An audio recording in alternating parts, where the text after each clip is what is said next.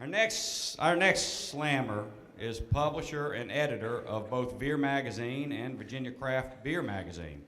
After graduating from Old Dominion University with a marketing degree, he continues exploring the best Norfolk has to offer. He shares his knowledge via Beer Magazine, Hampton Roads' alternative independent publication covering arts, culture, entertainment, beer, wine, travel, and dining. In his spare time, he enjoys hiking, traveling, and music. His story is The Gate. Please give it up for Jeff Maisey. Clap for Jeff.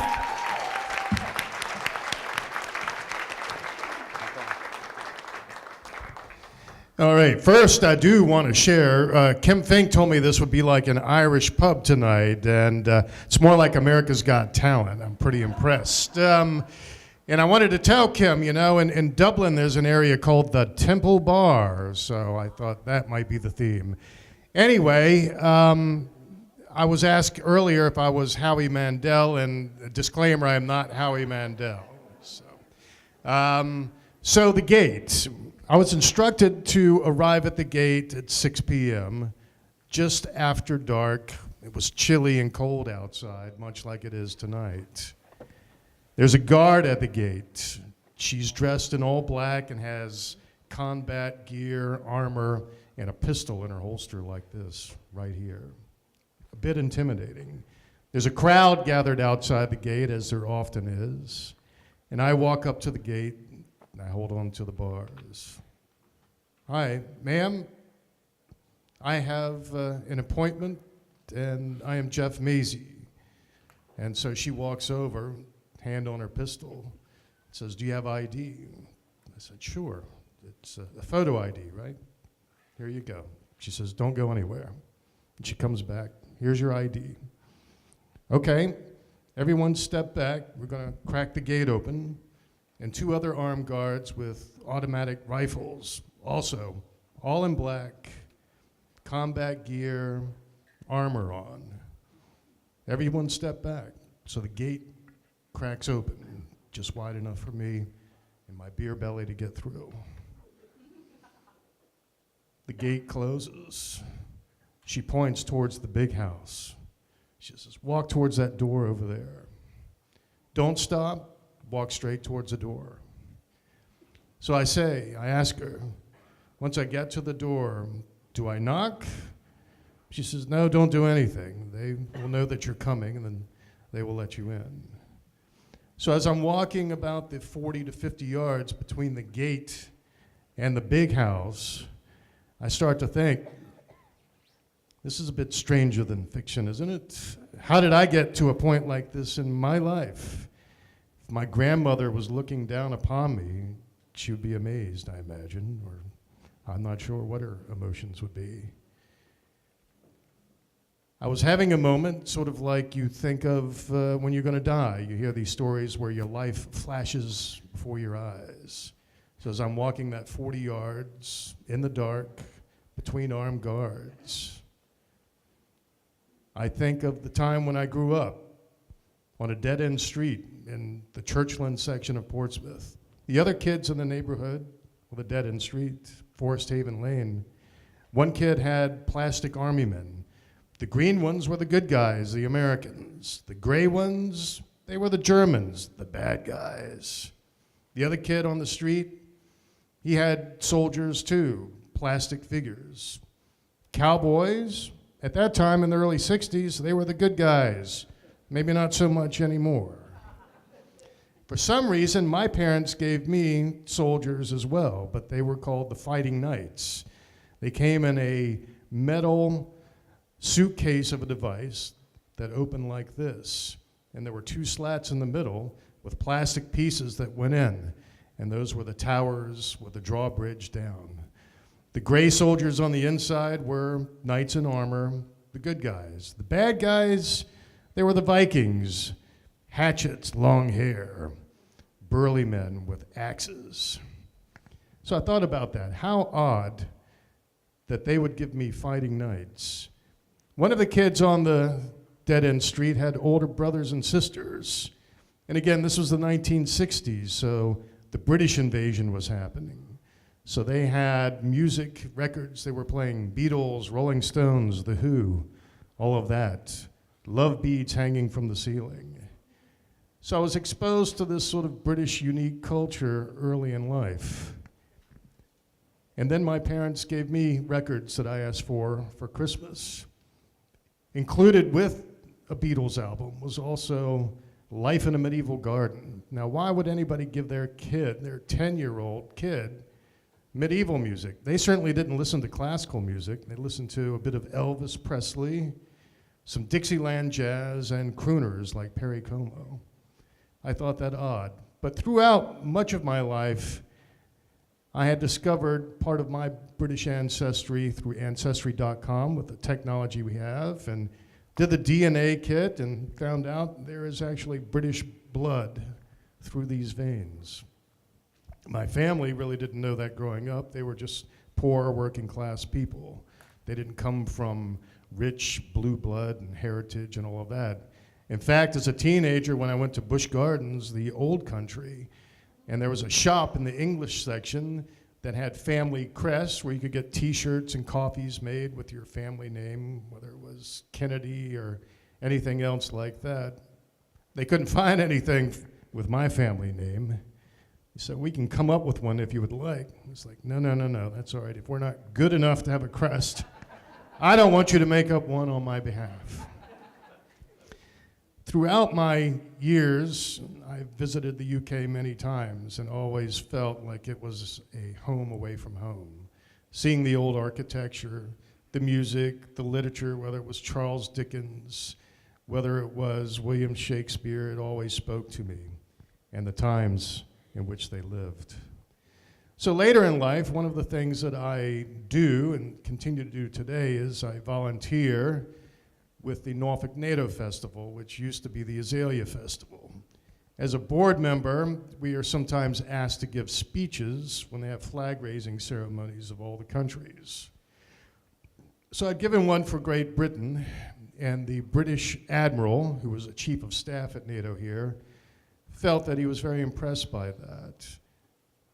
I know from listening to the music of Sting and listening to his interviews that every word must burn right like a pop song. So that's how I wrote my speeches for these flag-raising ceremonies. He was getting a promotion and said, if you're ever in London, give me a shout. Let's catch up for a beer. So I did. I was going to London with friends. I sent him an email and said, hey, Tony, I'm going to be in London for 3 days. It'd be great to catch up. I didn't hear anything for a few days and figured, yeah, that's all right. He's busy. Former admiral, former chief of staff at NATO here. He's a busy guy. And then I received an invitation to tea. I thought, wow, that's impressive. But it also came with instructions, a suit and tie, proper shoes. I don't normally travel that way. It's usually jeans, a t-shirt, a fleece, and that's it. If I can't carry it on my shoulder, it doesn't go. So I was willing to make an exception for this one. I was told the precise time to arrive, which I did. I'd walked by earlier in the day and looked overhead of the big house to see what was flying overboard. I knew that if it was the Union Jack, she wasn't at home. But if it was the royal flag, Her Majesty was in residence. And it was flying overhead. I thought, well, by the time I arrive, she'll be long gone. This is probably just a tea with Tony before he heads home to work, after work. But when I arrived, it was dark, and the flag was still flying overhead, the royal flag. I thought, holy crap. I'm going in the palace, and she is there. I know what you're thinking, but it's not going to turn out as good as that. So I did walk up to the gate, and I walked through, and just as I said earlier, when I approach the door, it opens, and there's a light shining out. It's already dark outside, and the light comes outside. And there are 3 guys in tuxedos there to greet me. Mr. Maisey, we've been expecting you. I bet you have. Please come inside and have a seat in this room. So just through the main door to the right is a small sitting room. We're going to notify the master of the household that you are here. You see, Tony left his position here at NATO to become head of the household, which means he oversees all of the royal palaces in England and manages the royal family schedules. So I'm sitting in this small room on the couch, and they just leave me there. There's a coffee table there with pictures, like family pictures. They're propped up from the back, except these pictures, it's Queen Elizabeth and all the royal family. Holy crap, I just wanted to take out my cell phone and snap away. But I thought, if I do that, it'd be like in the movies, where they grab you by the back of your pants and toss you out the door. And there I'd go flying out the gate and don't come back. That's what I expected would happen. So I didn't take the pictures. And then the 3 gentlemen in tuxedos came back. Mr. Maisey, the master will see you now. I was thinking that doesn't play well in some parts of the world, The master will see you. So we walk up a large spiraling staircase to the 2nd floor. And I think, wow, we're really in the belly of the beast now. We walk down the long halls of Buckingham Palace, and I was simply amazed at the artwork. It was like a museum, where there are 5, 6 paintings high in the ceilings and an arched ceiling there.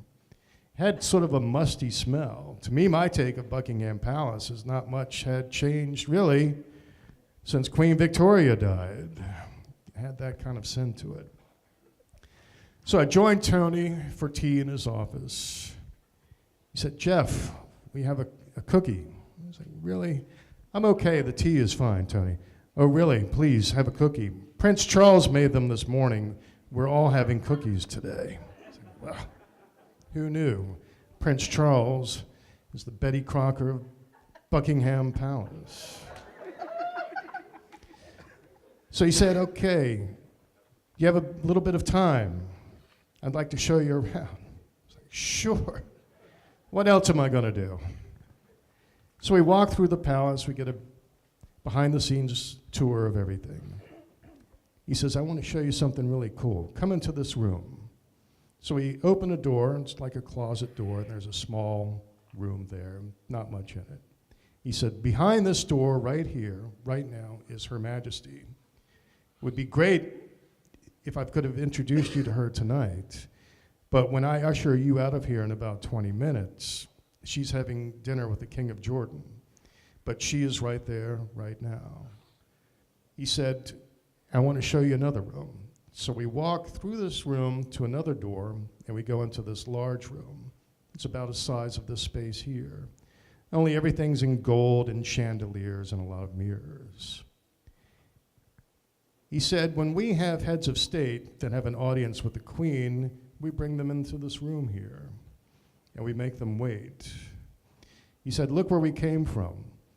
So the way we entered the room through the door, on the room side, is just a wall with a piece of furniture on it and a mirror on the wall. So if you're just in the room, you wouldn't think that it was a doorway. It's like in the movies, right? The hidden door into the room. He said, I go to Her Majesty's bedroom chambers, and we come through the small room where you just came from, and we make the entrance into this room to catch the person off guard. So when your President Obama, at the time, had an audience with the Queen, he stood right here where you're standing, and Her Majesty makes her way into the room. They're supposed to be so dazzled by the gold and the chandeliers, all the bling, that they are completely distracted. It's meant to project power, wealth, empire, and to say that I am Queen Elizabeth and I have no equal. After that, we walked in, some other very large rooms throughout the palace there. And there was an old piano in one room, sort of like a parlor room. He said, do you play piano, Jeff? I said, not very well. but I know a few chords. He said, just sit down and tickle the keys for a moment. So I play a couple chords. He said, how's that? He said, great. He said, you're sitting at the piano where Queen Victoria and Mendelssohn would sit and play for hours. They were very good friends, and they would sit here together and play this piano for hours. You are sitting at that piano. He said, what's amazing is everything in here has that kind of significance. He said, look at the table over here. It's a porcelain ornate table, very nice. He said this was Napoleon's table, one of his prized possessions. Here it is. So we walked for another 20 minutes and just toured around, and everything was that way. At the end of my visit, he said, you came with friends, right? I said, yeah, I did. He said, well, I'll tell you what, we have some extra cookies. So he motioned to one of the butlers, one of the staff there, and the servants, and he brought me a little box. He said, here, please take these cookies back to your friends. So cookies, again, that Prince Charles had made that morning. So I exit, say my goodbyes, I exit out the gate. I walk by all the armed guards, including ones with the big fuzzy hat and the red jackets. There's still a crowd of people gathered outside, tourists taking their pictures, and the guards make them step back from the gate as I exit. And of course, they're looking at me like, who the hell is this guy coming out of the palace? So I walk across Green Park, I get on the tube, the subway, back to my hotel.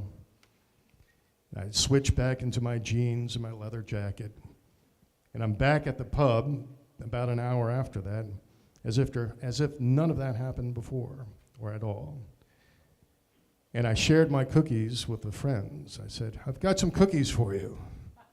Prince Charles made them.